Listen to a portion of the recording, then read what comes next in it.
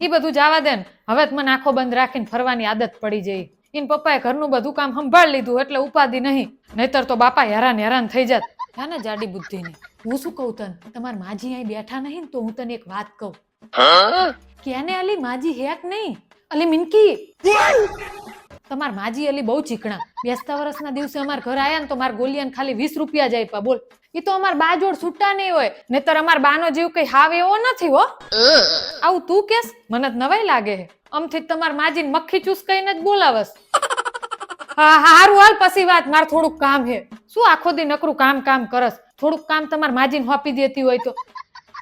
એમને બિચારાને હવે ઢીચણ દુખે હે. તું આજ બાને બિચારા કેસ, મને નવાઈ લાગે.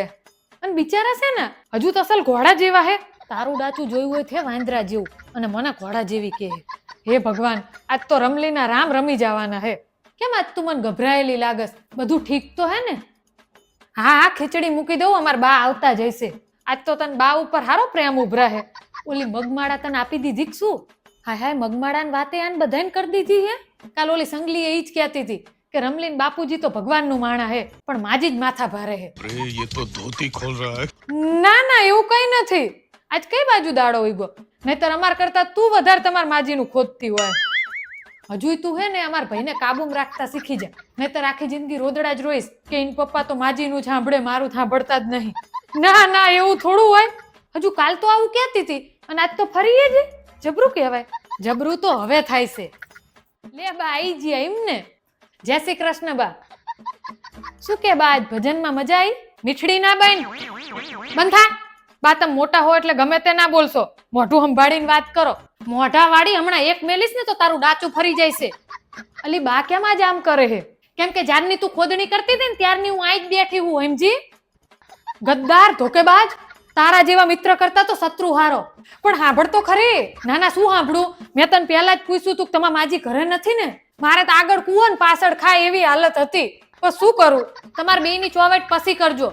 તું શું કહેતી હમણાં? બાપુજી ભોળા હે ને બા નહીં, માજી માથા ભારે નહીં. તારા માજીનું કહું હવે? ના કહું હું નહીં. આવું સંગલી કહેતી હતી, તમારે સાંભળવામાં ભૂલ થઈ છે. જાવા દો ને બા. એને તો હું જવા દઈશ, પણ તારું શું થાય છે? મગમાળાને વાતે ત્યાં તમારા ગેંગને કરી દીધી હે અક્કલ મઠ્ઠી. હવે અહીં રહેવામાં બહુ મજા નથી. બીજું શું કહેતી હતી? ગોપલો મારું સાંભળે હે ને તારું ન સાંભળતો એમ? આવા દે ને જ ખબર તારી. એ તું ક્યાં ભાગસ? ઉભી રે. મિનકી તું શું કહેતી હતી? આ માજી તો ઘોડા જેવા નહીં. આ તારા લખણના લીધે જ ભગવાને તને સજા આપી છે. સુધરી જા હવે. જો રમલી તમારા બાને સમજાઈ દે, નહીતર મજા નહીં આવે. આ તો મોટા હે એટલે થોડીક મર્યાદા રાખવું. ક્યાં ફસાઈ જઈ હું તો. હજુ મને સમજાવસ? આમ ઘર ભેગી થાય ને હવે કોઈ દી દેખાતી નહીં, નહીતર તને મજા નહીં આવે. હા જવું હું, મને કઈ ઉભું રહેવાનો શોખ નથી. તું આવી બેનપણીયું રાખસ? આ ડખો અઠવાડિયું હાલશે.